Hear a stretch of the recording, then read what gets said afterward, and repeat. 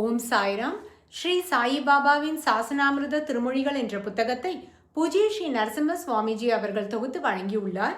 அதிலிருந்து அறநெறி போதனைகள் பகவத் பக்தனாக ஸ்ரீ சாயிபாபாவின் மனநிலைகள் என்ற தலைப்பில் பார்க்கலாம். ஸ்ரீ சாயிபாபா ரங்காரியிடம், இந்துக்கள் என்னை வழிபட்ட போதிலும் நானே கடவுளின் பக்தர்களுள் ஒருவன்தான். எனக்கு கடவுள் பற்றிய நினைப்புதான். மேலும் ஸ்ரீ சாய்பாபா கூறுகிறார், நான் அல்லாவிடம் வேண்டுகிறேன். என் வேண்டுகோளை அவர் பூர்த்தி செய்வார். விரைவில் SV சாதைக்கு ஒரு மகன் பிறப்பான். நான் இங்கே விஷயங்களை பேசுகிறேன், அங்கே அவை நிகழ்கின்றன. ஓ ஆண்டவனே, போதும், மழையை நிற்கச் செய்யுங்கள். என் குழந்தைகள் வீடு திரும்ப வேண்டும். சிரமமின்றி அவர்கள் திரும்பிச் செல்லட்டும் என்று பாபா உரைத்தவுடன் மழை நின்றது. பிரதான் சௌகரியமாக சென்றார். அடுத்த தலைப்பு திருப்தி சரணாகதி. ஸ்ரீ சாயிபாபா, கடவுள் உயரியவர், அவரே மேலான எஜமானவர். அல்லாஹ் மாலிக், இறைவன் எத்தனை உயர்ந்தவர்! அவருடன் யாரையும் ஒப்பிட முடியாது.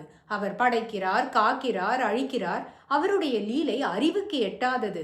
நம்மை அவர் வைத்திருக்கும் நிலையில் நாம் திருப்தி அடைவோம். நம் சங்கல்பங்களை அவருடைய சங்கல்பத்திற்கு அர்ப்பணிப்போம். அல்லாஹ் ரகேகா வஹிசா ரஹேனா. கிடைப்பதை ஏற்றுக்கொள். திருப்தியுடனும் மகிழ்ச்சியுடனும் இரு. ஒருபோதும் கவலைப்படாதே. அவருடைய ஒப்புதல் சங்கல்பம் இன்றி ஓர் அணுவும் அசையாது. நாம் நேர்மையுடனும் நியாயமாகவும் நற்பண்புகளுடனும் இருக்க வேண்டும். கெட்டதை ஒதுக்கி நல்லதை அறிந்து கொள்ள வேண்டும். ஒவ்வொருவரும் அவரவர் கடமையை செய்ய வேண்டும். ஆனால் நாம் அகந்தை பயப்பட்டு நாமே செயல்களுக்கு தனிப்பட்ட காரண கர்த்தாக்கள் என எண்ணிவிடக்கூடாது. செய்பவர் இறைவனே. அவருடைய சுவாதந்திரியத்தையும் நாம் அவரை நம்பியிருப்பவர்கள் என்பதையும் புரிந்து கொண்டு நடப்பது யாவும் அவர் செயல் என உணர வேண்டும். நாம் அப்படி செய்தால் நாம் பந்தத்திலிருந்து விடுதலை பெறுவோம். வானத்தை எட்டிவிட முயற்சிக்கிறார் தாமியா.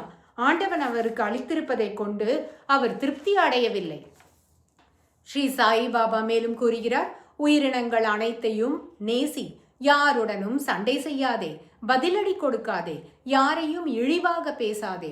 உன்னை பற்றி, அதாவது உனக்கு எதிராக யாராவது பேசினால் சற்றும் கலங்காது சென்றுவிடு. அவனுடைய சொற்கள் உன் உடலை துளைத்துவிட முடியாது. பிறருடைய செயல்கள் அவர்களையே பாதிக்கும், உன்னை அல்ல. உன்னுடைய செயல்கள் மட்டுமே உன்னை பாதிக்கும் என்று ஸ்ரீ சாயிபாபா உரைக்கிறார். ஓம் சாய்ராம்.